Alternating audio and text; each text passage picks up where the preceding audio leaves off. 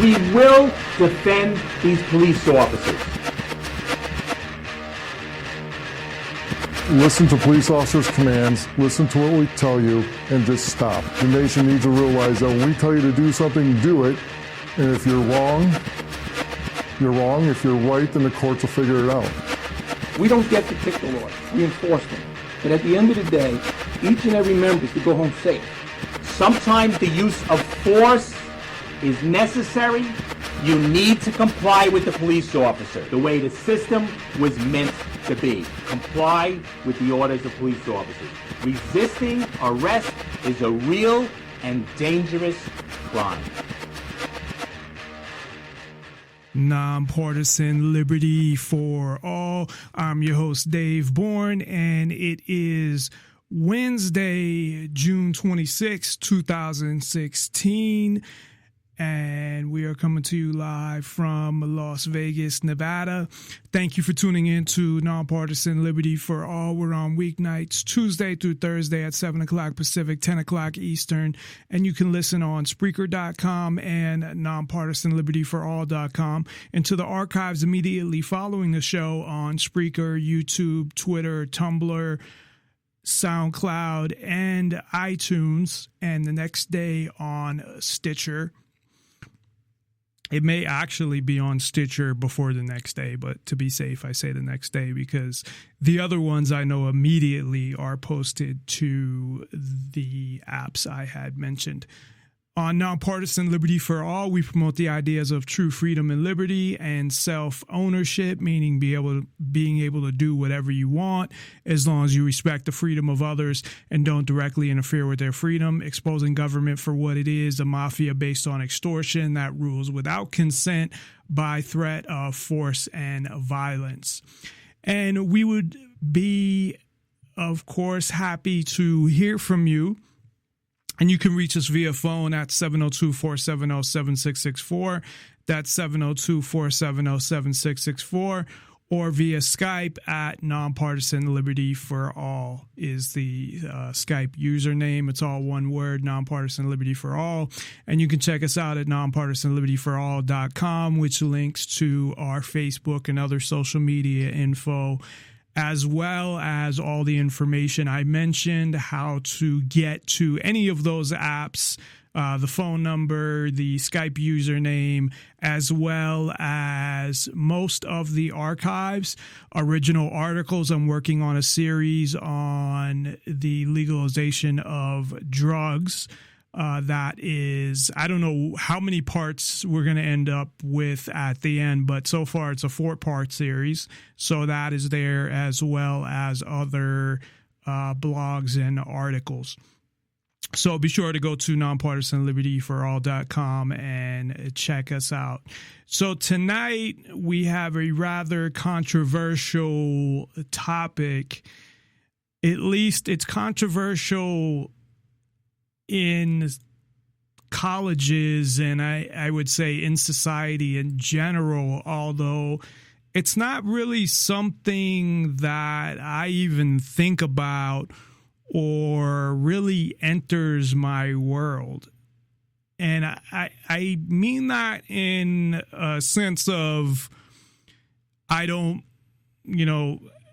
go to college parties or anything like that. I think I'm a little old to be hanging out at college, although you can always go back to college. So, I could always go back or something. But college is not something I really think about in terms of the college atmosphere, nor do I have any kids, nor could it be possible for me to have any kids that are that old. Well, I guess it could be possible, but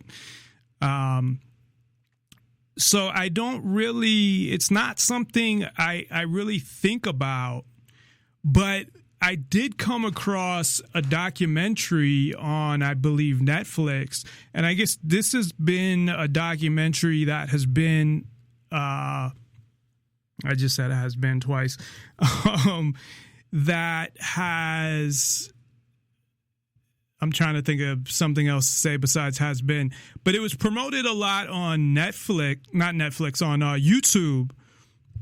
It's on Netflix. So it's mentioned and well known, and it might have even been nominated for an award or something, but we'll get into some of the details on it and focus. Some of the show is going to be focused on the hunting ground, and I may have to actually split this up into 2 shows because I have so much information, and I've kind of, I guess, filled my head with all this information in a small amount of time.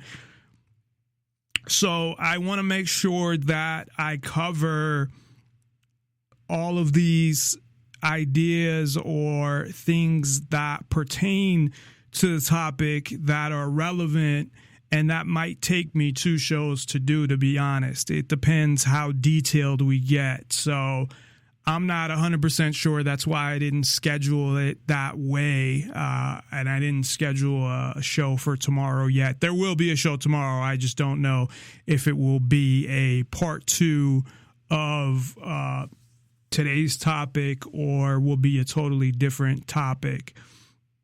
So this documentary called The Hunting Ground, and you can get it on Netflix. It's pretty long. I think it was about 2 hours, and it focuses 100% on the victim and attacks both the alleged perpetrators and the colleges for what they call their lack of punishment and what they're doing about it. And looking at it, I guess it depends what they were trying to do, but it no way was a honest look at what is going on in colleges with sexual assault. And, it's hard to tell, and I don't know, I'm sure there's some statistics out there, but when it comes to rape, it's hard to get good statistics, but it's hard to tell whether, everything now is an epidemic. It's like everything that the government, and we'll get into the government's role in this because there is a government role, and anything that is promoted by the government or especially the president and they have an agenda and they're pushing something makes me question it right away. So that definitely got me interested in this.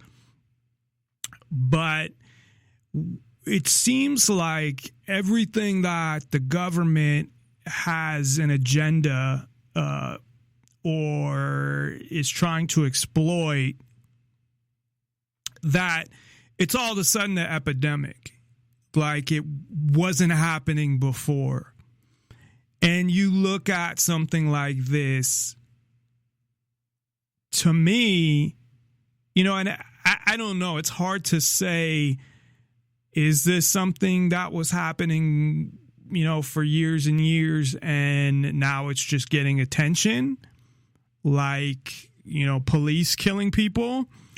Or is it really getting worse? Because there are things that do get worse, but a lot of the time it's just the focus of attention. So where's the focus of attention been?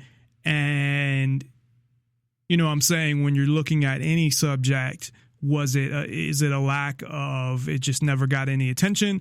And it's, the internet is another thing where, with social media especially, and social media can add to this in a negative way, but is it more that you're hearing more about it because of something like social media and the way the reaction that is coming from both government and people? Or is this something that, okay, it's just gotten worse? And I don't know really how to look at that. I mean, to me, and I wasn't involved in, when I went to college, I didn't live there. So I was more involved, especially my last couple of years when I transferred. I went to community college and then transferred to a 4-year school, and I worked full time and lived with my parents. So I was out of that whole scene. I never got into the college party scene.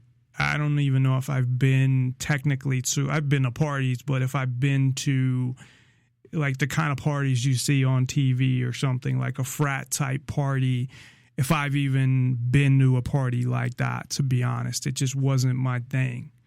So also, I always looked at those people as guys that were just out to have sex with girls. That's what it was when it came down to it. And I was never that type of person. Not that I don't like sex.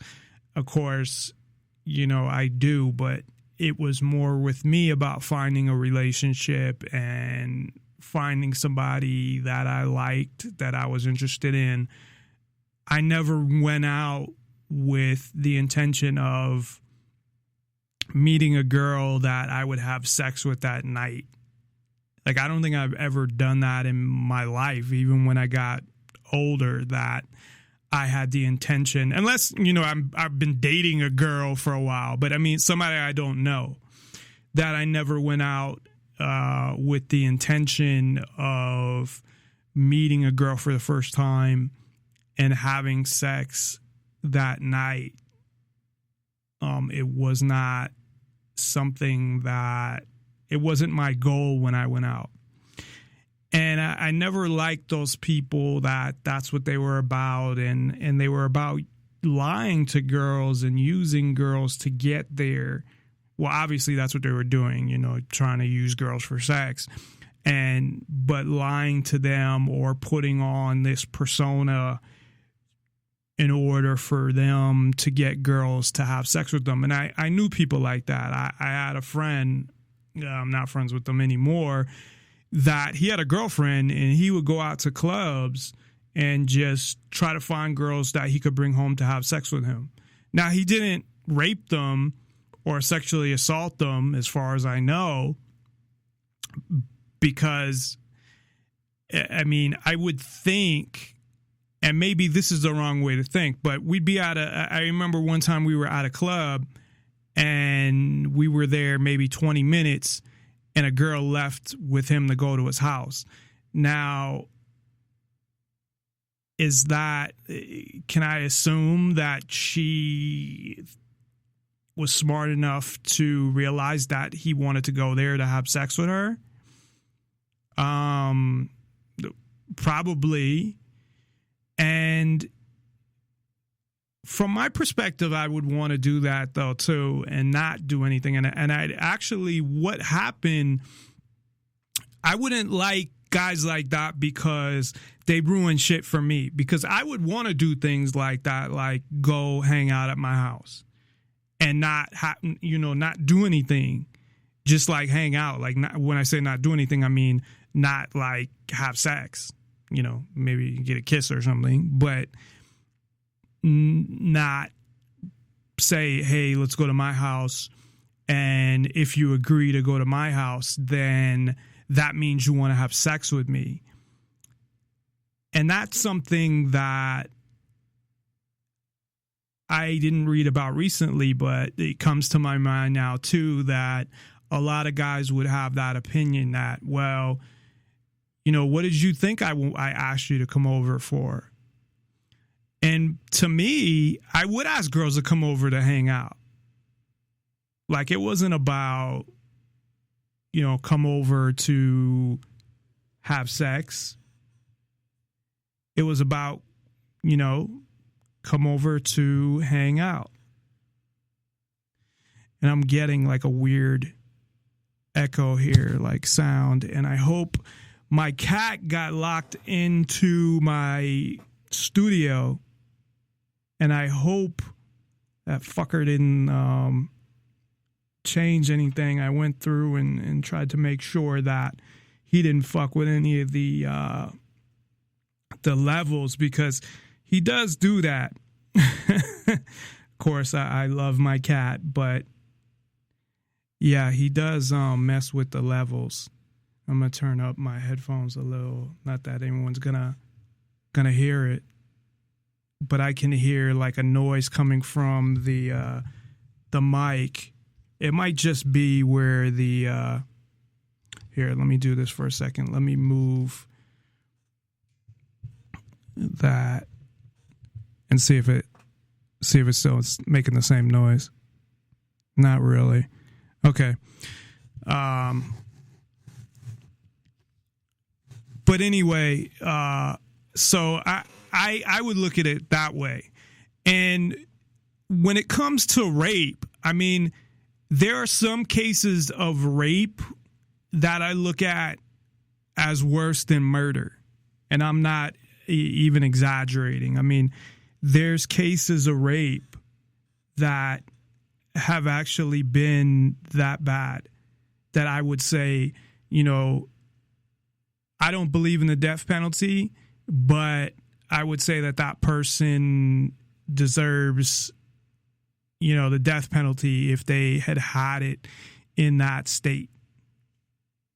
So the point I'm trying to make is, when it comes to rape, it's something I take very seriously. It's something that can damage a woman for life.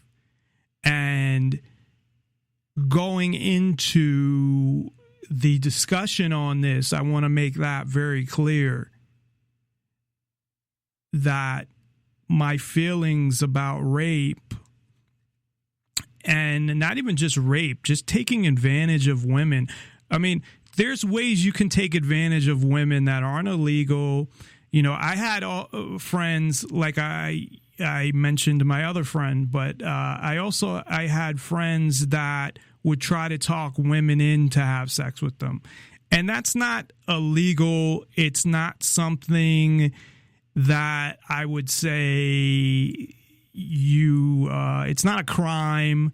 It's nothing like that. I mean, you have the right to try to talk a girl into having sex with you, but I think it's wrong. It's just morally wrong. If a girl doesn't want to have sex with you, then she doesn't want to have sex with you. You know, fucking deal with it. But I knew plenty of guys that, well, I'll take that back. I didn't know plenty of guys like that, because most of them I didn't hang around with. I just had a couple friends that were like that were my good friends because of how they were, say, in other areas. But when it came to certain things, like how they treated women, they're not people I would hook up with a girl. So anyway, and also there was a difference between, okay, girls that they were just going out to have sex with, and when they'd meet a girl that they actually had feelings for. They weren't just cold, heartless people.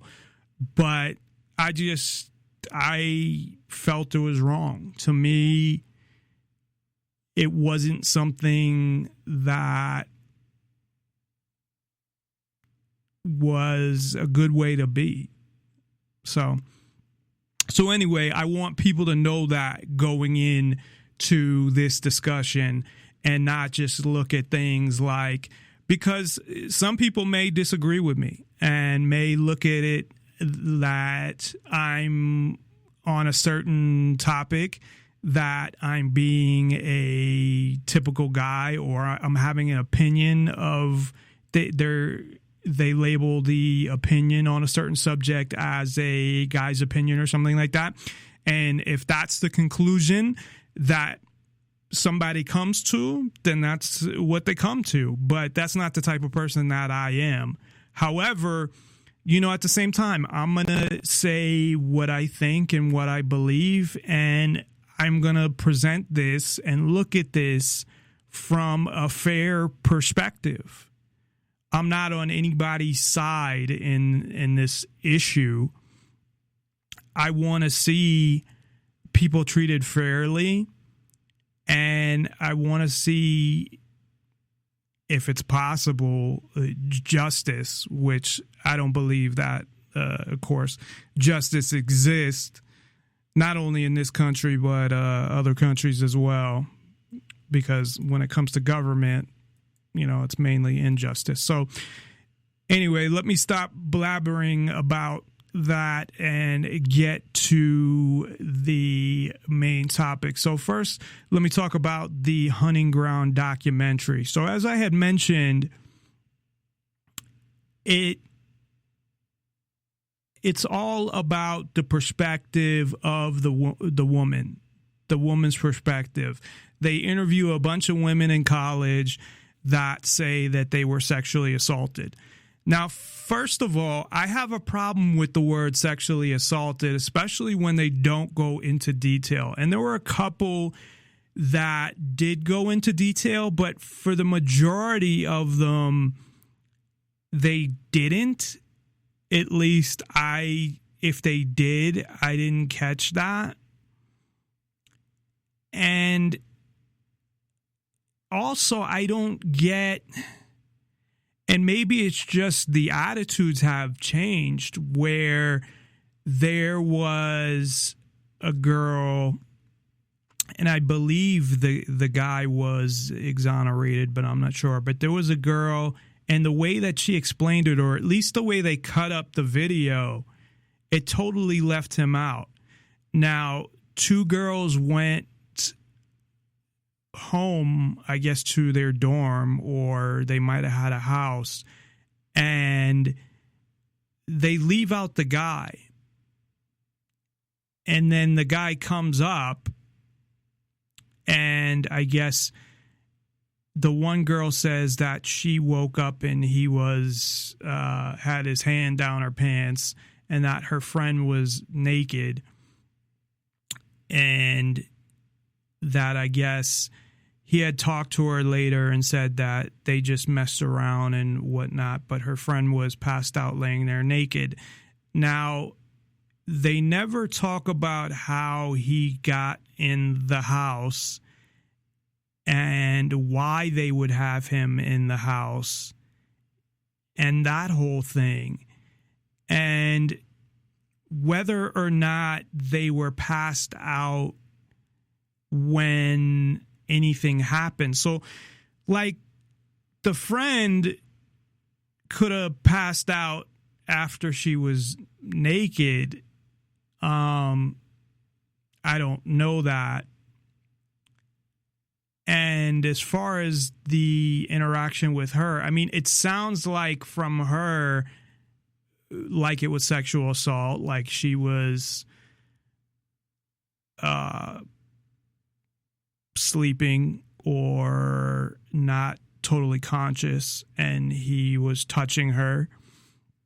But then their relationship wasn't clear neither, and the whole thing was just very strange, just because I didn't have all the details of what was going on. Because if you're dating somebody for a year and you go home with them and whatever, you've already had sex, you've already done all this stuff, and you're touching them and they're like half asleep, to me, of course, that's not rape. I mean, it's like when you're married, is it rape if you're touching them? And some people maybe would say it is. I mean, if you're holding them down, violently to have sex, then yeah, obviously it's rape. I mean, I woke up before with a girl, we'll say, giving me oral sex, but she was my girlfriend who lived with me, and I don't consider that rape. And of course, when I woke up, I didn't stop her. That was fine. So I think relationships definitely matter. And in this case, you don't know if they were messing around earlier. You don't know when they were awake. You know, you don't know anything. It takes a small section out of this and edits it to definitely make it sound like this guy sexually assaulted two girls that were passed out, not knowing what he did to the one girl, although it did say that he said to the girl that was on camera. So there were two girls. There was one that wasn't on camera. There was one that was. The one that was on camera, he had told her that they didn't have sex. He just, you know, fondled her private area or did stuff there. But it didn't say she was passed out at the time. So each story in this, they kept saying sexual assault. And don't get me wrong. I mean, if there's somebody who is totally passed out and a guy does something to them, whether they have sex or touch them or whatever happens, then I would call that sexual assault. But not having all the facts, it's hard in this movie or documentary. I mean, it's a documentary movie, but it was really, for me, it was really hard to follow what the fuck was going on and what sexual assault really is. So what I did is I kind of broke it out to how I see sexual assault. And we'll go through some other things in the movie as well. And I get a whole bunch of stuff to talk about. We'll talk about rape culture. We'll talk about examples of guys accused of rape publicly that became huge stories where it came out to be false allegations. We'll talk about a whole bunch of things. So, and of course, as always, if you'd like to call in, the number 702-470-7664, or again, you can Skype in username Nonpartisan Liberty for All and just send a contact request in your name and what you want to talk about. I also talk about Title IX, which has been around since, I believe, 1977, as well as the 1 in 5 stats. Now, that 1 in 5 and somebody saying 1 in 4, from what I researched, and I wouldn't say researched and doing a lot of research, but the people that did claim, one claimed from FBI statistics, and their number was there was a huge difference. But there was one that was a lot more, but wasn't as big. Stefan Molyneux actually said 1 in 264 and referred to some FBI type crime statistics. So I'm not sure about that, but there were two studies that came up with 1 in 53. The study that was 1 in 5 had even said, do not use our study as, you know, the Bible, that like this is what it is and follow this. And so the other number I got was 1 in 53, which is still too high. But not only does it sound a lot more reasonable, or reasonable is not really the word I'm looking for, but a lot more realistic, because you talk about this 1 in 4, it's just, I'm sorry, I don't see it. There's no way. And you look at a lot of these colleges have 20,000, 30,000 students. And, you know, how many frats do they have? And girls that go to frat parties and girls that, or even in positions to be around a guy alone, because I would doubt that someone's going to get raped right in front of a bunch of people. And that's not blaming the woman at all. I'm just saying that, unless you're alone or maybe at a frat type party, there is the, of course, rape that, where you're walking and no one's around and somebody just grabs you and rapes you, and that can happen to anybody. And of course, that is the worst kind of rape, I would say, possible. And so the 1 in 53 to me seems a lot more logical than this 1 in 4 and 1 in 5. And again, from the information that I got, that was, 1 in 264. That could be correct, but to err on the side of caution, I'm going with the 1 in 53, where I did have 2 validations of that number. But this 1 in 5, there's really nothing to back it up except one internet study, and that people say that, really. It's just they take this number, but they don't have any information to back it up. Like the president comes out and says 1 in 5. And it depends what you count as well. Do you count a girl who had 5 drinks and is alert? And trust me, some girls can drink a lot. But, I mean, what do you count? And that makes a big difference, too. So let me go into the categories of sexual assault that I came up with on my own. But I think most people would agree with these categories of sexual assault.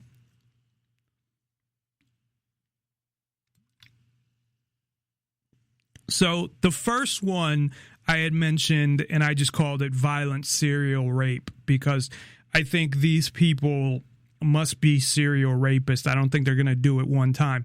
And that's where I'm talking about somebody unknown, or they could happen to know the girl, but they're masked, and they just randomly, or maybe they targeted a girl that they saw in a area. And campuses, a lot of campuses are pretty big and don't have a lot of people around in certain areas. And there was a woman at the University of Nevada, and I always bring this story up because it could have been prevented, that was walking, and that's what happened to her. Now, she had a concealed carry permit, but they wouldn't let her carry it.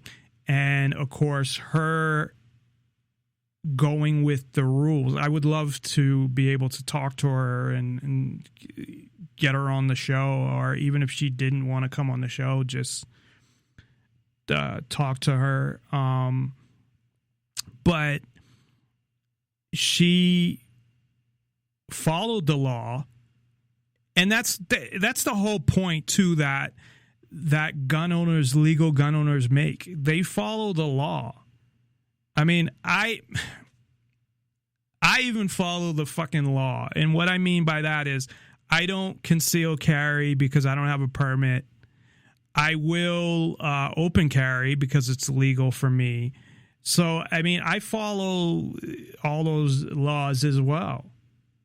But following the concealed carry law could get me killed or get me hurt, because instead of open carrying, because I don't want to fucking scare people, because people are, not used to it, and some people will call the police, and who knows, the police are trigger happy, and I just sometimes don't even want to deal with it. So I don't really open carry much. I just I'll leave it in my car or something, which is legal. So that could, where if I could conceal, and I was somewhere where someone tried to rob a store or something like that, then, obviously I would pull out my gun and I could possibly stop something from happening. Now, people could say, well, you could go get a concealed carry permit. And I almost did, but I failed they were very strict on the test I took, even though I hit the target every single time. I didn't know it was that strict. Otherwise, I would have practiced a little more before I did it. But I'm thinking, like, why am I going to go through? So I'm going to go through the whole fingerprint thing and all that. And I guess it doesn't matter now because they have my fingerprints from arresting me for a bullshit charge. But still, it's just the whole point of, so maybe I'll break down and just get it. But I don't feel that I should have to. But at the same time, even though I don't feel that I should have to, I still follow the law. So my point being that most legal gun owners totally follow the law. And in this case, of course, she did, which I wish she didn't, looking at it now.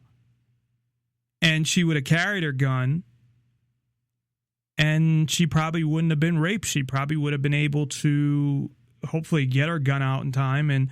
And walking in an area like that, she probably would have had her hand on it. I know I would if I was walking in an area that there was nobody there. It was totally, being a woman. I definitely would. But, of course, she didn't, and she was raped.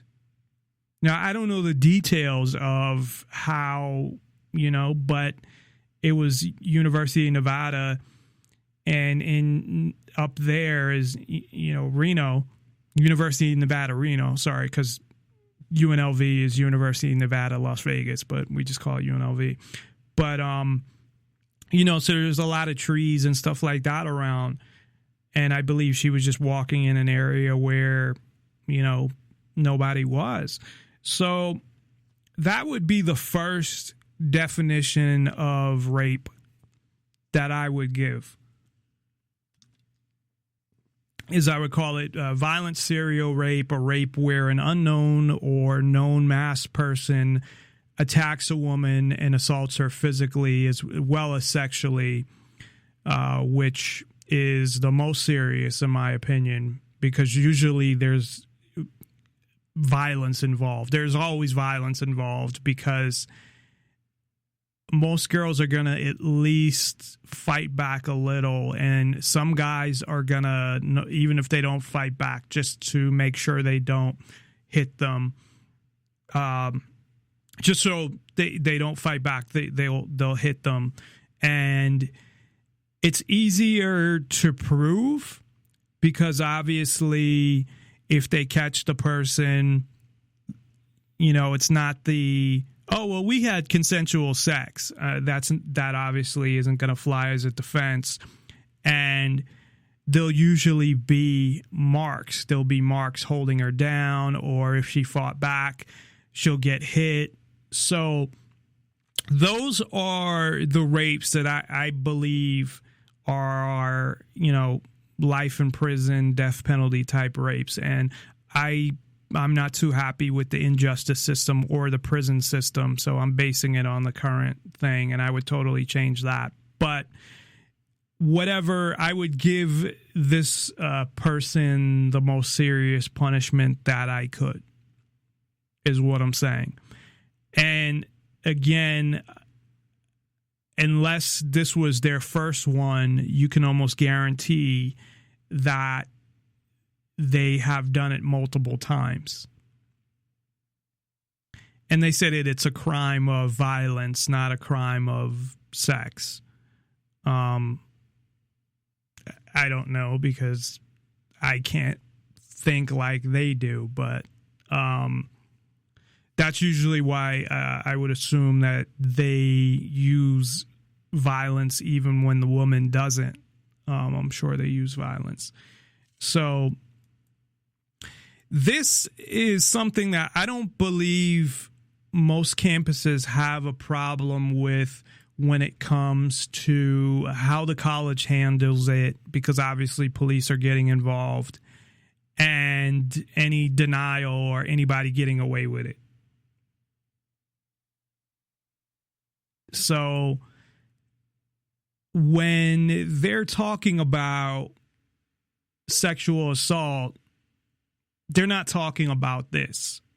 I would say almost, 99.9% that this is not what they're talking about, what they have a problem with, because I'm sure this is handled properly, or at least to most people's satisfaction. Serial rapes and these violent serial rapes are handled to the satisfaction of the students. Now, I can't say 100%, but I would say, 99.9 that's not their issue. And in order to catch the person, the woman is definitely going to want to call the police right away and go to the hospital right away to collect as much evidence as they can. And I can't imagine how hard that is in a case like that. So anyway, yeah, the girls on the video, I don't recall hearing anything like this. The second one that I classified it into would be something that, although I think it's probably handled pretty well also, but violent rape by somebody you know. So whether it's somebody you bring to your room, or you're hanging out with alone, or you're in their room, they forcibly rape you, holding you down, hitting you. That's got to be the easiest one to deal with, I would think, because you have all the physical evidence. They know exactly who the person is. And I would think that right away that person would be picked up just based on the physical evidence alone. Any marks and bruises and things like that. Although there was one girl who did mention bruises. Now, again, she didn't mention enough detail where I could really understand exactly what happened. I just heard that while she was at the hospital, bruises were appearing. I don't know if this is what happened or what exactly happened. So it was, I think this was the one that there was one with the student athlete from Notre Dame and a woman from St. Mary's. So I can't really, that was one of the problems, again, with the video, but I feel like they did it that way on purpose because they didn't want to get into some of the details that might have people questioning what happened, because that's not what they were trying to communicate with the video. What their message was is that the college doesn't handle this the way it should. Guys are getting away with this and doing it all the time.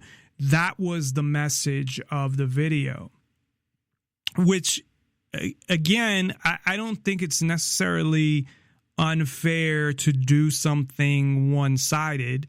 My show, for the most part, although I don't leave out the facts, I do it one-sided in a way that I'm about promoting the ideas of freedom And if you want to hear a show about liberal, progressive bullshit or fucking Republican, conservative bullshit, you can hear that anywhere.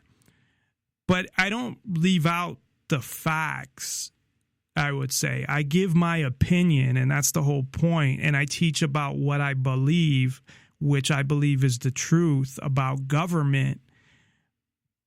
But this is more of a propaganda video. And propaganda doesn't always mean negative. It's about showing a certain, it's just totally one-sided. So I believe that was purposely. But I would think with this, even if it's not 100% of the time, that the majority of the time, if this happens, and if it gets violent, that the college and the police handle it accordingly, the way it should be handled. Now, one of the things that my fiance had brought up when she had watched it was, how come they're even bothering with the school? Why don't they go straight to the police? And I know that most schools, I believe, I know UNLV does, has an actual police force that is part of the police. Now, maybe a lot of smaller schools don't have this because UNLV is a pretty big school. But they have police that are campus police, but they're real police. They're part of the police department. They can arrest somebody. They're no different than a regular cop. They're just stationed at the college, and they deal more with, the issues that happen in their area, which is the college. And again, UNLV, I thought it was like 30,000 students. It might be less, but it's a big school from what I understand. I mean, I've seen it. It looks big, but I don't see but yeah, I mean, it's not a little small school. So even reporting it to them, but they had talked about in the video more about reporting it to the college authorities or the dean or whoever. And I was just thinking, for crimes in general, being on a college campus, what crimes would you report to the school itself? And what crimes would you get the police involved? Maybe if somebody was in an altercation that wasn't that bad, like a small fight or something, but with rape, as I said earlier, as one of the most, I would put rape just below murder. I mean, as far as serious crimes go, or, maybe attempted murder, where you beat somebody so badly or hurt them so badly they almost die, something like that. And that can happen from rape as well. I mean, there's been girls that have not only been raped, but have been beaten, pretty badly. So I would think that if someone was raped violently by somebody that they knew, and it just turned into violence. Now, this is where it probably gets hard to, well, maybe not. I was going to say hard to prove, but if people are dating and they are messing around and then the girl tells the guy to stop and he doesn't. Now, if she fights back and he uses violence, then obviously you have evidence there. If she doesn't, and this is what happened in the Mike Tyson case, and looking at a lot of the evidence in that case, I don't believe he actually raped her. But, and around the same time, the William Kennedy Smith case was going on, and it's funny because I believe William Kennedy Smith actually did commit rape and Mike Tyson didn't. Yeah, you know what I'm saying? It's ludicrous, man. It's ludicrous. I had to spend time in jail, you know what I'm saying? And he was screwed too. He was like in court in the middle of Indiana with an all-white jury. And this is like 1992.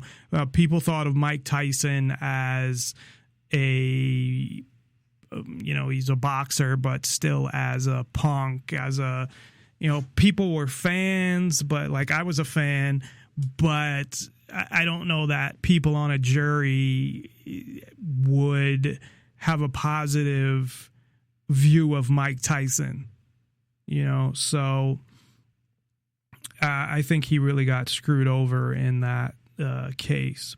But there was no violence. But what Desiree Washington, the woman who claimed to have gotten raped, said is that he threatened her. Now, of course, Mike Tyson's a big guy. So him threatening her, according to her, is why she complied. If she would have fought back, there would have been the evidence. Now, I don't know that I advised women to fight back. I kind of do, but I understand if they don't, depending on the guy. But most cases, women do fight back and there is physical evidence. And that's how they get them. And that's something that I wanted to bring up before we get into the other definitions. Also, is that you can't just put somebody in jail with no evidence. Now, I don't believe we live in a free country. I don't, nor do I believe any countries are free. And the whole goal of governments is to totally take over, and not just take over the country, but take over your lives and run and control your lives. And you could see that happening more and more, especially recently with guns. But this is actually another thing that the government has an agenda or some kind of thing they want to exploit, and we'll get into that because Obama made a whole big speech about this, and both California and New York has passed laws, and it's the government in a way getting into your bedroom. I know it has to do with rape, but it goes a little too far, but we'll get into that later. But yeah, I believe that you have to have evidence. You can't just, because a girl says, oh, that guy raped me, and not have his word against his without any evidence whatsoever. It's something where, now the type of evidence, there's various type of evidence. It doesn't actually have to be physical, violent evidence. There are other things that police can find in an investigation. I'm not a cop, so I wouldn't know what to look for in a rape investigation. But there has to be sufficient evidence. You can't just arrest somebody based on, well, they claim, the girl admits that they invited them over, they were dating, and then she claims rape. He says it was consensual. There's no physical evidence. There's no anything from friends that would make anybody think that he raped her. I mean, you can't just charge them with rape based on something like that. In my opinion, of course. Now, part of the agenda of the president and the government may be to make it easier and move towards making it a lot easier to put people in jail for rape that may not even have done it. You know, and again, we'll explore that later in the show. But you need to have evidence. You know, it can't just be one person's word against the other in that kind of case. And that, of course, is the problem. You know, you can always videotape your have a camera in your room if you bring a guy back. I mean, there's other things I think you can do and make yourself safer. But then what's happening now is women want more, I don't want to say freedom's the word, but to be equal. And of course, I believe in equality, but, you know, there's some factual things that, you know, in general, a man's stronger than a woman, and a man can force themselves on a woman. So to say things like, well, not that it's ever a woman's fault, but they should be careful about, you know, drinking too much at a party or something like that, or when they're around a bunch of guys. And some women would say, well, you're just validating rape culture, or you're accusing me, I should be able to do whatever I want. And you get that. So we'll get into that as well. But so the third one, which actually has to do with that, is passed out from voluntary use of drugs, meaning a girl totally passing out, whether it's at a party, it's at a small gathering, or they're in a guy's room. You know, there could be a scenario where, you know, there's 5 people in the guy's room and they all leave her alone with one guy and she's passed out and he has sex with her. And that is definitely rape. However, what I'm saying is that no matter what, it is not the woman's fault.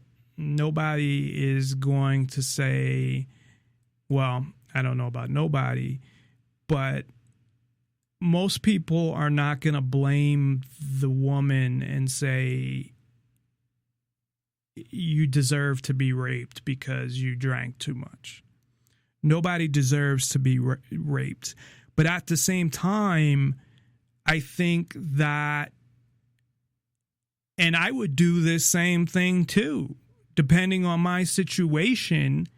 If I'm somewhere where I'm at a party and I think the people might be a little shady or something, and I don't happen to drink much anymore, I really just don't drink. I haven't drank and I don't remember the last time. But if I did, and I was in a situation where, you know, I didn't totally trust some of the people where I was at, where I thought they were maybe a little shady or something, I wouldn't get drunk till I pass out, because I would be thinking, they could rob me or steal something, take my jewelry or something like that. So I think from a woman's standpoint, it's not a knock on women or because you're a woman, because like I said, I could use the same logic just with other items. Or it could be, the guys could happen to be gay or something too. I mean, they did have some guys on that I think were gay and talked about them being raped, but it still focused on the same idea. It wasn't it was a I was raped thing. So the focus of it didn't change from, well, what about the allegations about the person that allegedly raped you?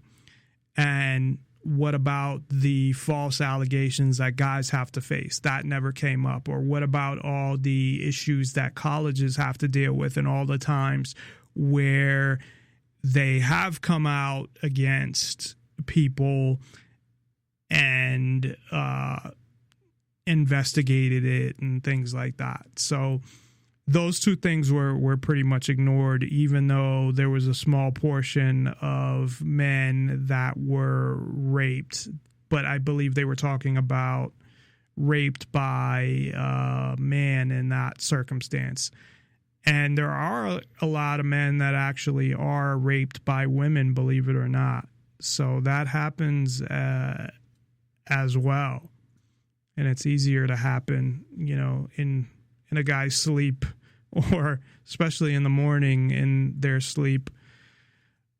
So, and definitely, oral sex can be something that's done as well.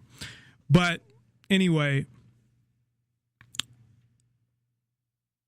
my point in this is there's no doubt that this is rape, but this comes down to how do you deal with this? There's no violence. There's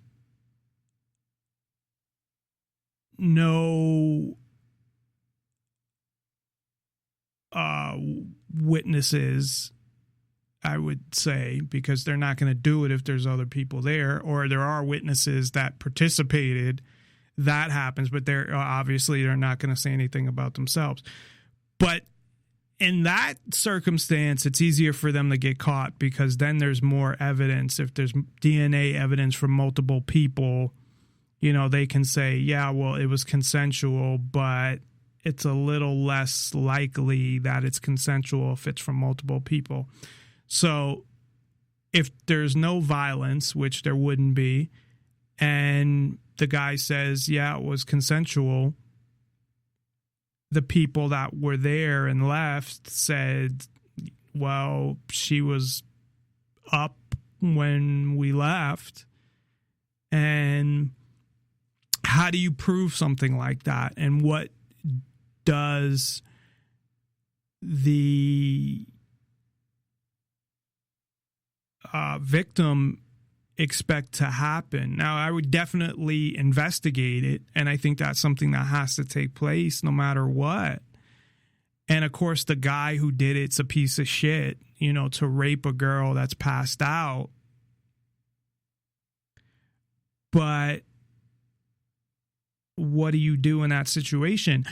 And what can prevent it, and this is talking about use of drugs, voluntary use of drugs, because a lot of girls get stuff put in their drinks, and that's a lot different.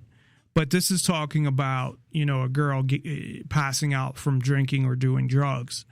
And, they could be more responsible and make sure that they don't put themselves in that position.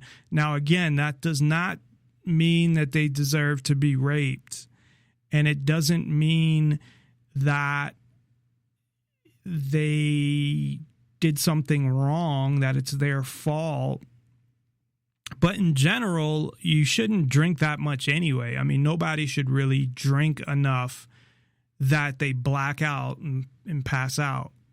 It's not good for you in any sense.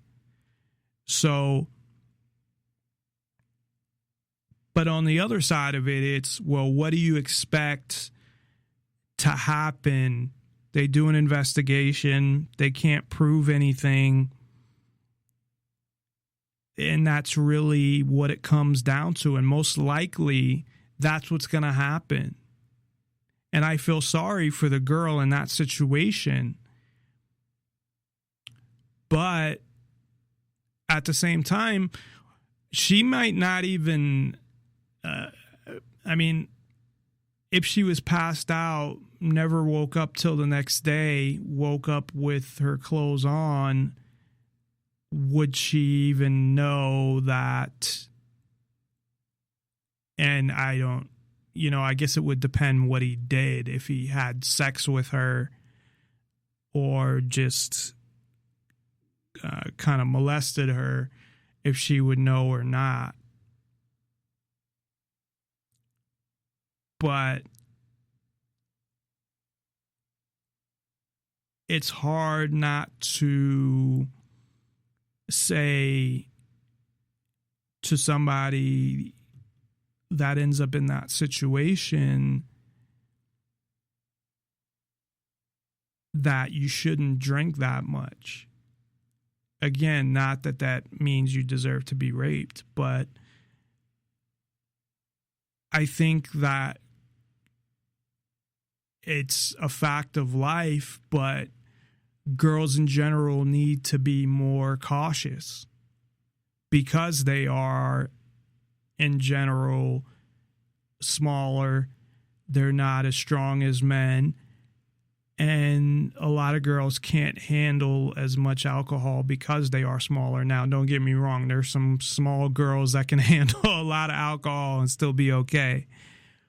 But, and I know there's situations where they're with their friends that they think they can trust, and it ends up that their friends leave them in fucked up situations. So it's like you can't rely on them neither to make sure that they take care of you.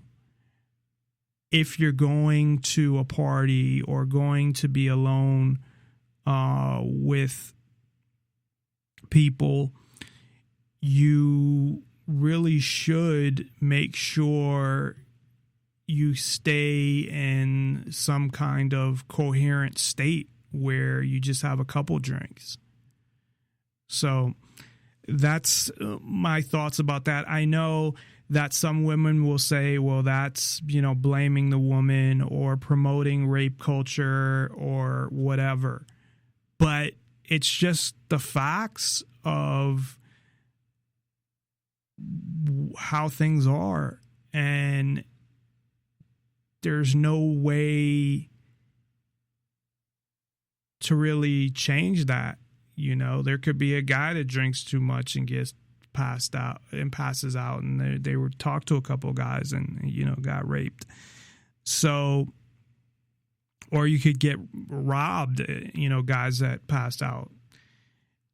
Bottom line is, it doesn't matter the sex of the person. Drinking to the point where you pass out is not something you should be doing. Or drinking to the point where you black out. And we'll talk about that a little later. And when I mean blackout, where people don't know that you're not remembering what's going on, where in the morning, you blacked out for 2 hours. And I drank before and blacked out where I didn't pass out, but I didn't remember things that happened. But we're going to take a quick break. and we'll be right back. Every Monday, you can listen to a brand new show on the network, Ellen Ball's The Illumination Hour, which is on every Monday, 7 o'clock Pacific, 10 o'clock Eastern, and it's a great show, so go check it out. You can listen to it, the archives on Spreaker, as well as SoundCloud and YouTube, and you can find all those at nonpartisanlibertyforall.com, where you can find her archives, but you can also just listen live on Spreaker or Nonpartisan Liberty for All, the live stream at 7 o'clock on Monday night, 7 o'clock Pacific, 10 o'clock Eastern. So, and check us out, of course, at nonpartisanlibertyforall.com, and we will be right back. Nonpartisan Liberty for All. We're taking another important step with a focus on our college campuses. It is estimated that 1 in 5 women on college campuses has been sexually assaulted during their time there. 1 in 5. These young women worked so hard just to get into college. Often their parents are doing everything they can to help them pay for it. So when they finally make it there, only to be assaulted, that is not just a nightmare for them and their families. It's an affront to everything they've worked so hard to achieve. It's totally unacceptable. 3 years ago, we sent every school district, college, and university that receives federal funding new instructions clarifying their legal obligations to prevent and respond to sexual assault. And we have seen progress, including an inspiring wave of student-led activism and a growing number of students who found the courage to come forward and report attacks. And that's exactly what we want them to do. And we owe all these brave young people an extraordinary debt of gratitude. But we cannot stop there. There's obviously more that we have to do to keep our students safe. And that's why here today, I will sign a presidential memorandum creating the White House Task Force to protect students from sexual assault. And we're going to work with colleges and universities and educational institutions of all kinds across America to help them come up with better ways to prevent and respond to sexual assault on their campuses. And then we'll help them put those ideas into practice. Are American college campuses rape cultures? Are they dangerous places where sexual assaults against women are happening at an alarming rate? According to many gender activists, academics, and politicians, the answer is yes. Here's what the Vice President of the United States, Joe Biden, said in 2014.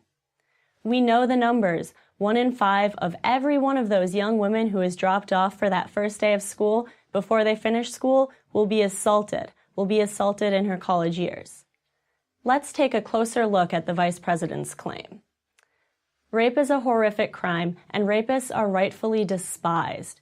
We have strict laws against sexual assault that everyone wants to see enforced. But while rape is certainly a very serious problem, there is simply no evidence of a national campus rape epidemic, and there is certainly no evidence that sexual violence is a cultural norm in 21st century America. In fact, rates of rape in the U.S. are very low, and they've been declining for decades. Why would it be any different on a college campus? Where then does the 1 in 5 rate that Vice President Biden cites come from? Well, it turns out it comes from a study conducted over the internet at 2 large universities, one in the Midwest and one in the South. The survey was anonymous, no one's claims were verified, and terms were not clearly defined. In round numbers, a total of 5,000 women participated. Based on their responses, the authors, not the participants, determined that 1,000 had been victims of some type of non-consensual or unwanted sexual contact. And voila! From one vaguely worded, unscientific survey, we suddenly arrive at a rape culture on college campuses. Tellingly, the study authors have since explicitly stated that it's inappropriate to use their survey to make that claim. Much more comprehensive data from the U.S. Bureau of Justice Statistics, or BJS, estimates that about 1 in 52.6 college women will be victims of rape or sexual assault over the course of 4 years. That's far too many, but it's a long way from 1 in 5. The same BJS data also reveal that women in college are safer from rape than college-aged women who are not enrolled in college. But the truth doesn't serve the purposes of feminist activists or vote-seeking politicians. Lies work much better, and the 1 in 5 claim is tantamount to a lie. Here are just a few examples of what this lie has wrought.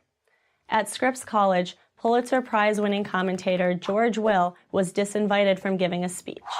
The reason? He had dared to question the rape culture mantra in a column he wrote.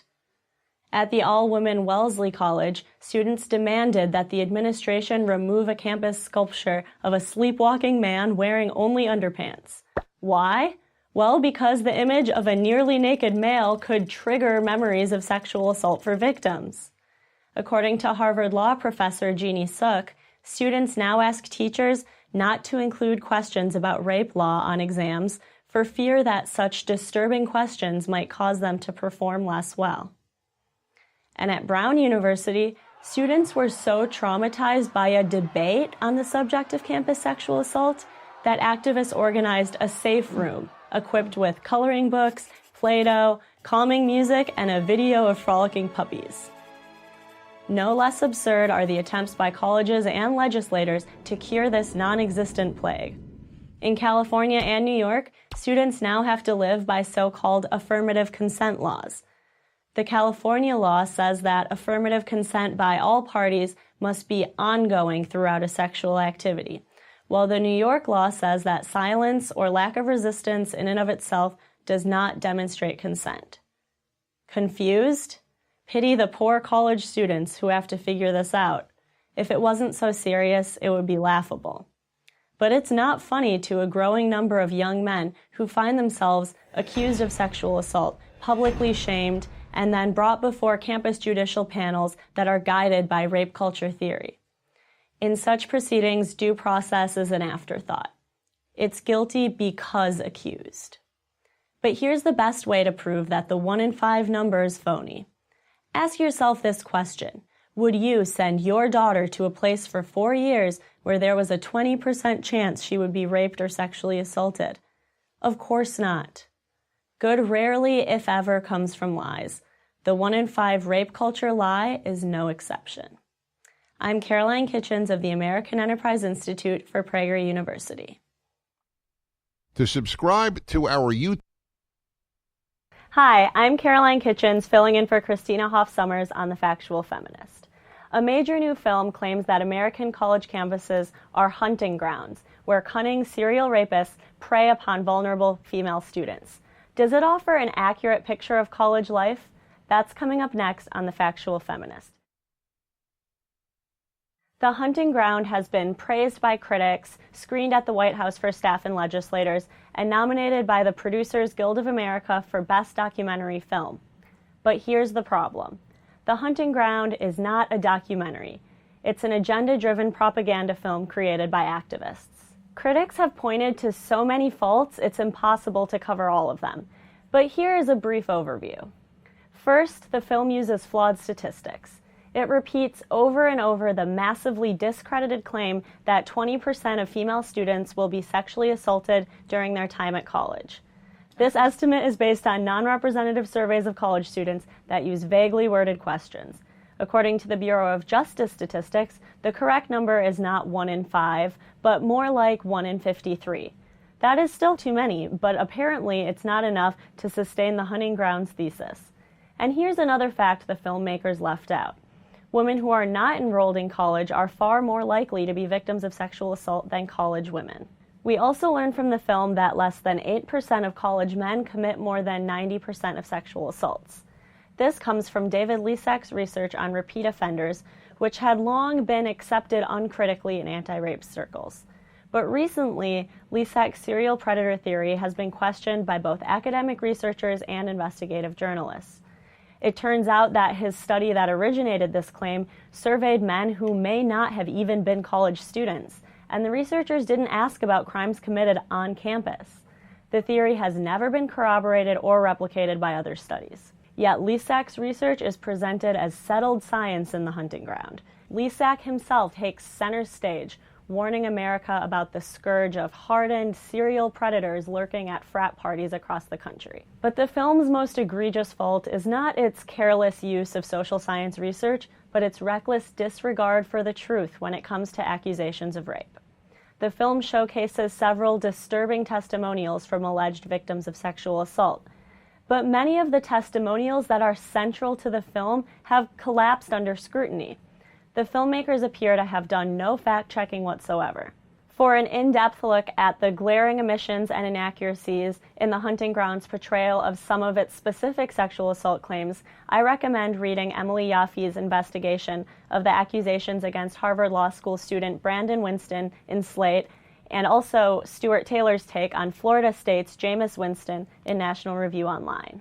The film's portrayal of the Harvard Law School case is so unfair and misleading that 19 Harvard law professors wrote and signed a statement publicly denouncing the film and defending the accused student, Brandon Winston, who, in the law professor's words, was subjected to a long, harmful ordeal for no good reason. Winston's case had been extensively investigated, and he had ultimately been deemed not responsible by the Harvard Law School faculty, by the grand jury who refused to indict him on the serious sexual charges against him, and in a jury trial which found him guilty only of a lesser charge of a non-sexual nature. According to the Harvard law professors, quote, "This purported documentary provides a seriously false picture both of the general sexual assault phenomenon at universities and of our student." How did the filmmakers respond to the Harvard Law School professors' critique? By accusing them of victim blaming, and implying that their letter could be a Title IX violation, that it might create a hostile environment for victims. The Harvard Law School professors aren't the only outspoken critics of the film. An NPR film critic, in a column for Variety magazine, recently placed The Hunting Ground on its empty prestige list for 2015 for its shoddy journalism, calling it a loaded piece of agitprop that plays fast and loose with statistics and our sympathy with victims of campus sexual assault. Why is The Hunting Ground so one-sided? In an email from producer Amy Hurdy made public, Hurdy explains that the film's creators do not operate in the same way as journalists. She says, "This is a film project that is very much in the corner of advocacy for victims, so there would be no insensitive questions or the need to get the perpetrator's side." Like the journalists and editors behind the UVA gang rape hoax in Rolling Stone magazine, the creators of The Hunting Ground are more interested in promoting an incendiary narrative than telling the truth. Sexual violence is an abiding problem, and we need serious solutions. A balanced, well-researched documentary would have been a valuable contribution to the national discussion on campus sexual assault. The Hunting Ground is not that documentary. Not only does it paint a false picture of campus life and slander men who may well be innocent, but it fuels a moral panic that will ultimately get in the way of real solutions. Well, what do you think of The Hunting Ground? Do you think it offers an accurate picture of what's going on American college campuses? Let us know what you think in the comment section or by interacting with us on Twitter or on Facebook. Thank you for watching The Factual Feminist.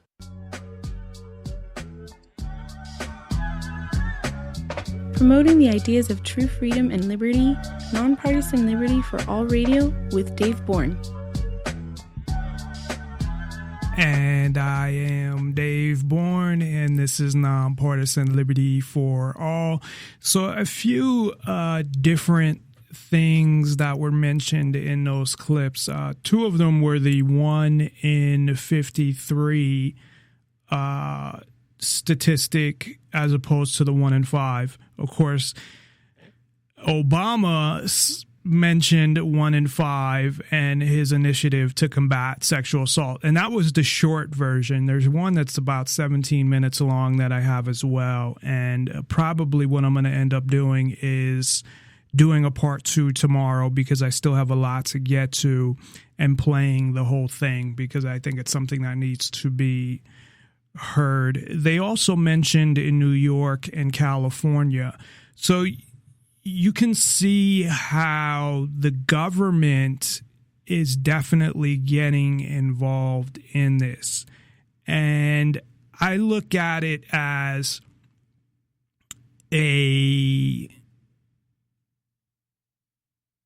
basically a propaganda video, if we're talking about the video, but a way for the government to now get into your bedroom as well. And they can start with colleges and then take it from there. And it's a scary thing when you think about it. I know it's under the cover of, no pun intended, of rape, and rape is a terrible thing, and we know that. But this video, listening to their review, it really made me think of, what if there was a video that all it did was talk about men that were accused of sexual assault and were innocent, and went through how the colleges went after them and the girls lied and nothing happened to them? If it was something like that, and we do have examples of that, and I'll go through those as well. And I'm not saying that every girl that claims somebody raped them, that did happen. It's almost to a point where, I was saying earlier in a show about this, is it an epidemic now, or is it just that you're hearing more about it? And I think things that were considered rape years ago, or weren't considered rape years ago, are considered rape now. And we'll get into that when I get to my last definition, because, well, we'll just wait till we get to it for me to put in my thoughts on that. But that may be a reason also. And, I know people think of, a lot of people, like parents will think of, these sweet, innocent girls. And, there's a lot of girls, even at young ages, that are going after older guys, that are very sexually promiscuous, that are, and I'm not judging them. So, I believe in freedom, and I think once you're in high school, you know what you're doing, and it's your body, and you have the right to do what you want with it. So I'm not judging any of these girls.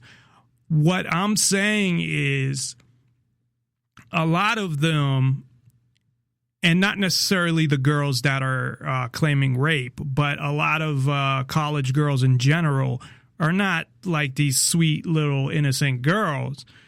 So the fact that there is a percentage that gets mad and claims rape or claims sexual assault in the way they do wouldn't surprise me. Now, I think no matter what, it should be investigated. And how to handle if a girl accuses somebody of rape, the investigation shows that that person is innocent, how to handle that. If it's something that you can prove that it was a false allegation, which you're not going to be able to do neither. And that's the whole thing too, is just as much as you can't prove that the rape happened, you can't prove that it's a false allegation neither most of the time. Unless it's something where there are cases where they never had sex and they never dated or never were around each other. In those cases, you can. But usually it's cases where people are dating and they accuse them of rape. I think that's the most common. And then, of course, you have the whole frat party scenario where girls pass out or date rape drug or, again, this is not something that I've experienced as far as being around that type of atmosphere.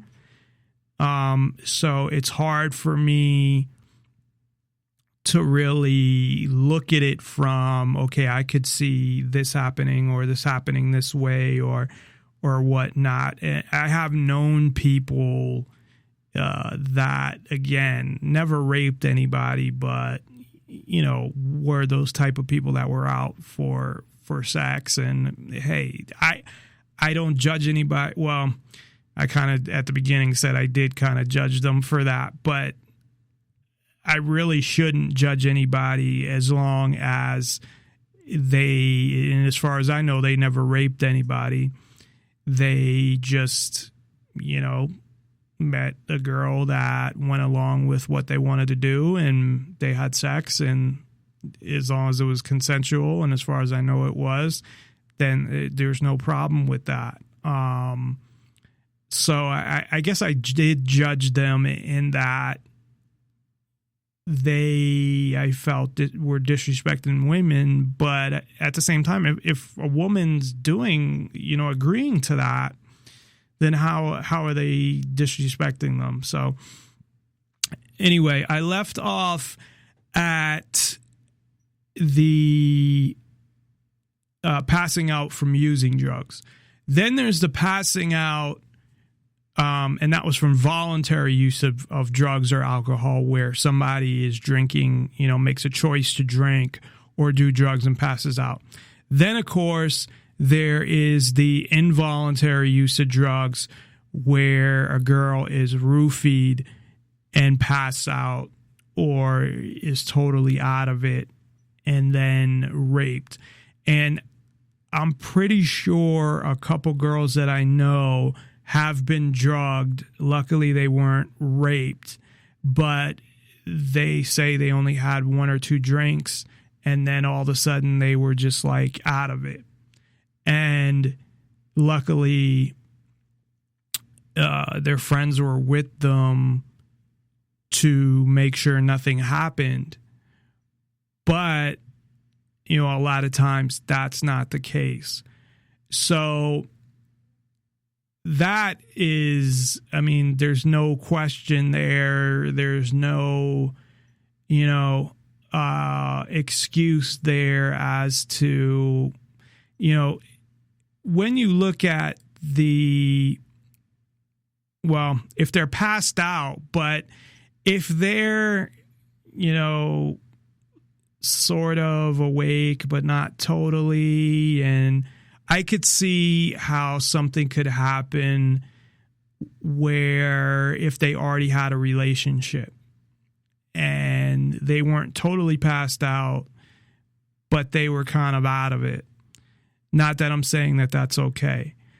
In this situation, there's intent there, whether it's been planned, and it could be, a girl's coming over and they've had it planned for days, or they're at a party and they see an opportunity to slip something into a girl's drink. So that can be proven. If you go to the hospital right away, they can test your body for date rape drugs. And the problem is the person who put them in there, because, I guess it doesn't matter, because even if someone put them in there and the person that ends up hooking up with the girl was a different person, they would be passed out anyway, and it would still be sexually assaulting a woman that was passed out. So either way, if they go to a hospital and get tested for that, the drug will still be in their body the next day. and then they can prove, okay, somebody drugged me, and that's what happened. At the same time, not as it's not even close to the, voluntarily drinking, but you should still be careful about who's pouring your drinks and where you're leaving your drinks and stuff like that. And I know at a party, things can happen where you forget to make sure your drink is, doesn't get away from you. And again, I'm not blaming the woman or saying it's their fault, because it's not, especially when they're being drugged. But again, there's ways to cut down on the amount of times it happens. But if it's somebody that you know well and you trust and you think, you don't think it's a big deal. So do you start not trusting anybody and just think everybody's out to get you type mentality? I don't know. But when it comes to, I would say definitely, if you're at a fraternity party, and unfortunately, from what I understand, only fraternities can have parties, sororities can't, which gives fraternities a lot of control over what goes on at a party. Because if it was at a sorority, they could make it a lot safer for women as opposed to it being at a fraternity. And the whole idea and whole setup is for the guys at the fraternity to hook up with girls. I mean, that's what it is. Get fucked up and hook up with girls. Now, I'm stereotyping. I'm sure there's some good guys in fraternities, but I mean, that's the main goal there. And if sororities could have parties, they could take other precautions to make sure, whether it's security or making sure that, I would say security, and then, keeping people out of the bedrooms and things like that. But there is another side to this as well. And not while you're passed out or not while you're, anything like that. But there are a lot of girls, and this is what I go back to what I was saying earlier, not every girl is just an innocent, cute, girl in college. Like, there are a lot of girls that want to hook up with guys as well. And some girls go to fraternity parties to hook up with guys, not to get raped, not to get drugged, or not to get drunk and passed out. So, some random guy does something, but they may want to have a couple drinks and they may want to go there to hook up with a guy, so that is something that is possible as well. And to say that that's not the truth, or that's not that every girl does, because I don't believe that, but that there's not a percentage of women that want to go and hook up with guys. Why do girls go to a fraternity party? And some of them go just, to meet guys and have fun and just party. And some of them go, I'm sure, because they want to hook up with a guy just like a guy wants to hook up with a girl. Now, they don't want to be forced, and they don't want to be raped while they're passed out. But they, I'm sure, there's girls that want to go and hook up with a guy. Now, here's where, so I'll go through these again in summary, the way I broke them down. And then there's the one that's the most controversial. So there's violent serial rape. That's just, that can happen to anybody. And that's just somebody you don't know with a knife or a gun who jumps out, throws you on the ground, violently rapes you, which is like I said, the most serious kind of rape. Usually, if you can catch the guys, there's not a problem proving it, and usually they rape more than one woman or have, unless that's the first one. And those, I don't think anybody has any problems how those are handled. It's just finding the person. Then there's violent rape by somebody you know. I think these, if they are violent, which I'm saying, it's in the name, that if there's enough evidence of violence, that the same thing. I don't think there should be a problem proving that it was rape, and the ability for the college and the police to handle this in a way where this person gets convicted, and it should be a lot easier because they know who the person is. It's just having enough physical evidence, which I would think they would have if it's violent. Then there's passed out from the use of voluntary drugs, and then there's passed out from the use of involuntary drugs, which means, they were drugged. One of the things, though, I wanted to say about passed out from the use of drugs or alcohol, when I say drugs, I mean, alcohol as well, is that blackouts could be possible as well, where a woman was awake when it happened, gave consent, but doesn't remember. And that's possible.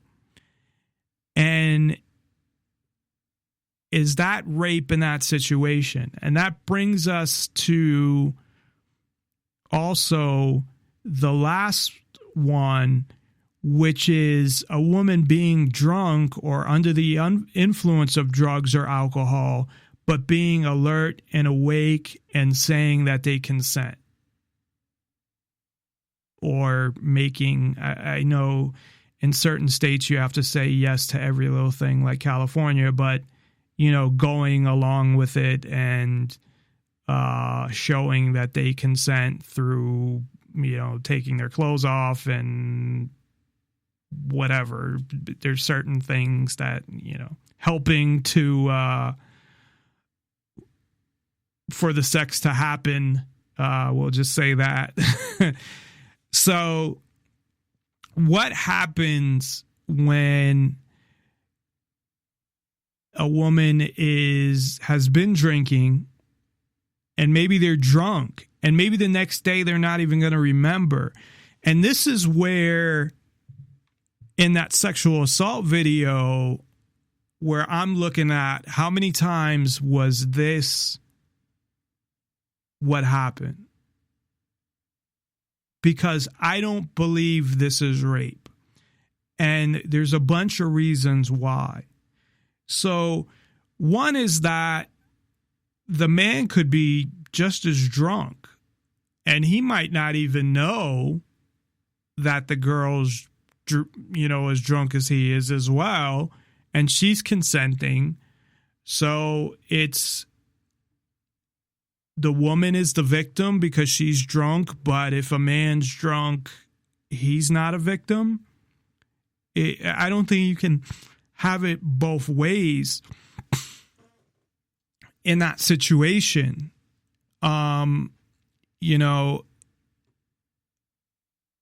next day, a woman can wake up, realize she had sex, and think that, oh, I was passed out, I was raped, or I was roofied. Usually you'll know, though, if you're roofied, because from what I heard, it doesn't feel like a hangover. It feels like, you've been given some other drug, but they can always go and have a test for that. So this is probably the most debatable. I know depending on the state, and I think most states consider this rape, that if a woman is drunk and she has sex, whether she's consenting or not, that she can't consent when she's drunk. And again, I wonder in that video how many girls where that was what happened, or they thought they were passed out, but they just didn't remember. So they said, oh, I was passed out. Or they start talking to other people and then start thinking, oh, I was raped. So, and just as an aside, I had a girl threaten because she was mad at me to say that I raped her.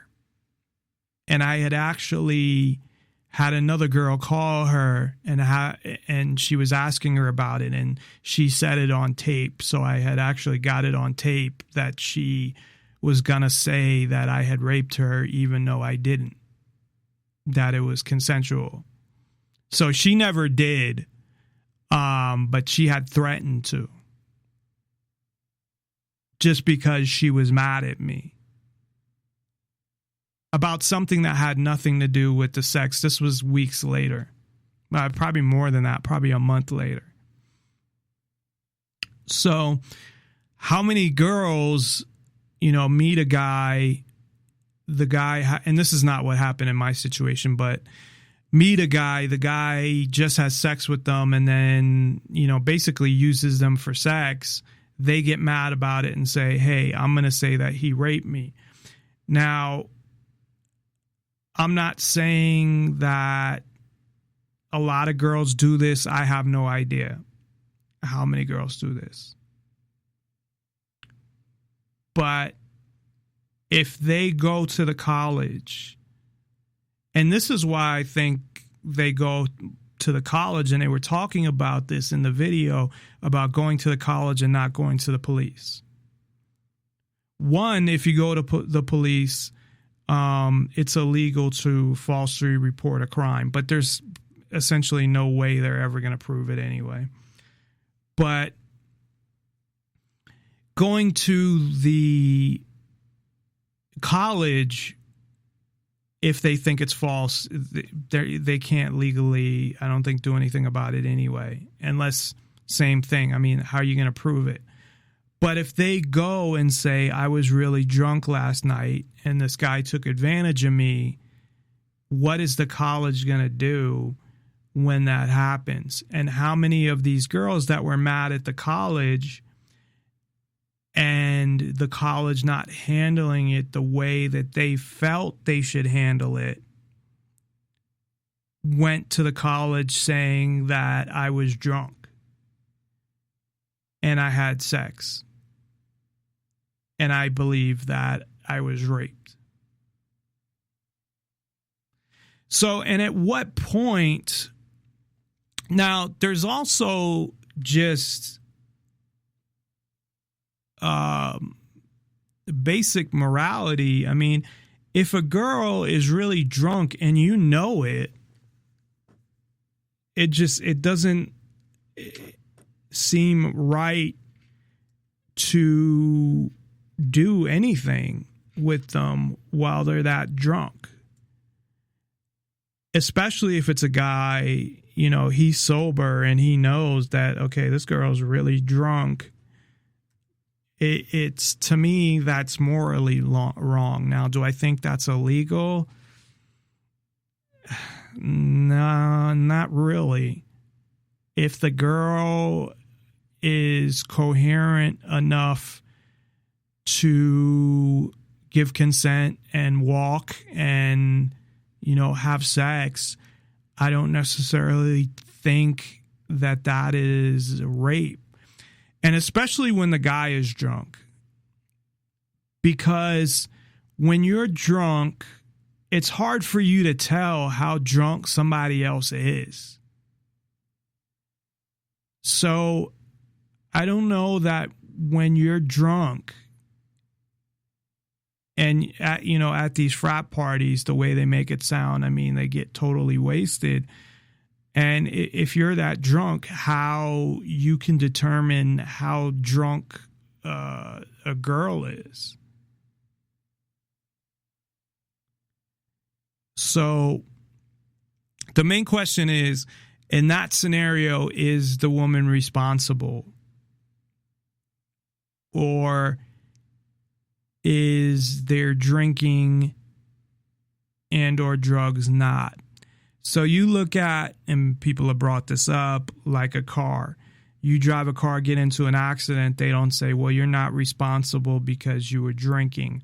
Or if you do anything else while you're drunk, they don't say, well, you're not responsible for your decision. If you rob a store, they don't say, well, you were drunk and you made the wrong decision because alcohol inhibited your ability to make the right decision, so we're going to let you off. And of course, that's not going to happen. But with sex, why should it make a difference? So I think this is probably, again, the most controversial and where a lot of people would disagree if a woman is responsible if she's drunk. And I would say yes. But you have to be coherent enough to consent. If you're not coherent enough to consent, then I would say no. Just like if a girl's passed out, she cannot consent. So there are a number of, not a number, but there's probably a lot more than we know about, but these are the big ones that have men that were accused of rape and that went on for a while with big investigations. And we'll talk about this tomorrow because we only got about 8 minutes left in the show, and there's still a lot more that I want to talk about. So there's, what happened with the Duke lacrosse team, of course. The University of Virginia, which appeared in Rolling Stone magazine before, I believe, even the police knew about it. And there's Mattress Girl who carried her mattress. They call her Mattress Girl because she carried her mattress around campus and actually got credit for it. And in her case, it was actually her boyfriend, too. So it seems like she was mad at her boyfriend. She released text messages later that that was, all of these were totally proven false, actually. So we'll talk about those. And, I'm not going to say that's just as bad as rape.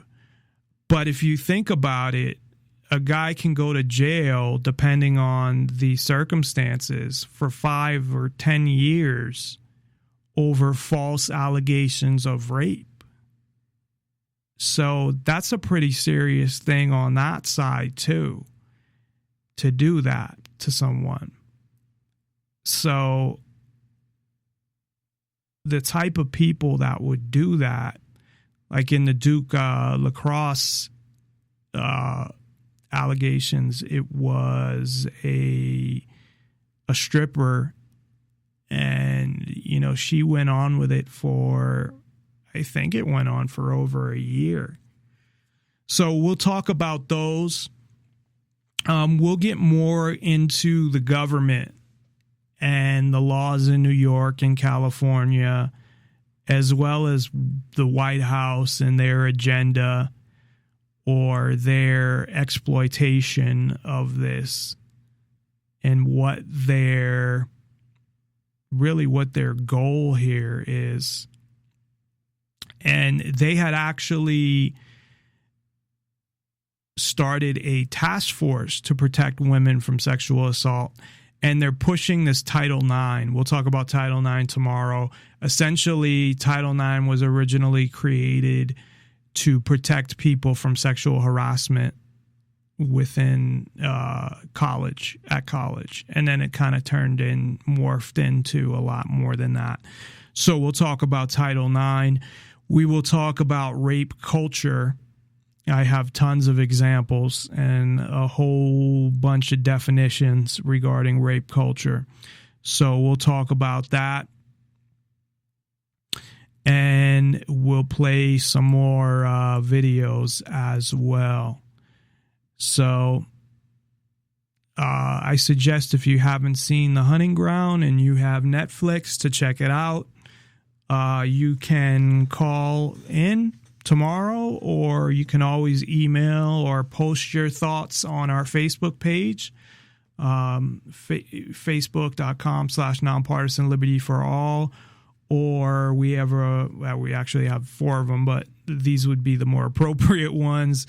The facebook.com NPLFA Media and Radio Network. And you can find all those links on the nonpartisanlibertyforall.com website. Also, don't forget, on Monday, Ellen Stallone hosts and produces a new show every Monday at 7 o'clock, the Illumination Hour. It's very interesting, entertaining, and creative. Her last episode was Aliens Exist, so I suggest you check that out. You can go to Spreaker right now and listen to the archive along with SoundCloud or YouTube. And I'm sure there's a couple others. You can find them all on nonpartisanlibertyforall.com, all the links to the applications where you can find them. But the fastest place to find it is probably Spreaker or YouTube. So you can go there and check it out. And it's unlike my show, it's a short. It's an hour, or sometimes, a little over an hour. I think this one happens to be an hour and 18 minutes. But Ellen does a great job. She used to be a co-host on Free Talk Live, which is one of the biggest freedom and liberty-oriented shows in the country, if not the world. And she also used to be a co-host on Nonpartisan Liberty for All and did a great job. So I'm glad to have Ellen back on the network, and it's great to have her doing her own show, because I know that was something that was important to her, doing her own show and just kind of doing what she wanted to do. And, that's what she's doing now. She puts the show together and produces it and just sends me the file, and I air it here exclusively on Nonpartisan Liberty for All media and a radio network. So check that out. So we'll be back tomorrow with part 2 of college sexual assault and rape culture. And you can also email me or contact me via the website. The email is nonpartisanlibertyforall@gmail.com, or just go to the Nonpartisan Liberty for All website and you could send a message if you have any thoughts or advice or anything you want me to read on the air tomorrow, or anything you want to comment on. I can mention it on tomorrow's show. So thanks again, everybody, for tuning in. As always, I appreciate it. If you'd like to, you can donate at nonpartisanlibertyforall.com. Not that I expect a donation from anybody, but if you'd like to, I'll take it. So, thanks again, everybody. And I will see you tomorrow with part 2. We will defend these police officers. Listen to police officers' commands, listen to what we tell you, and just stop. The nation needs to realize that when we tell you to do something, do it,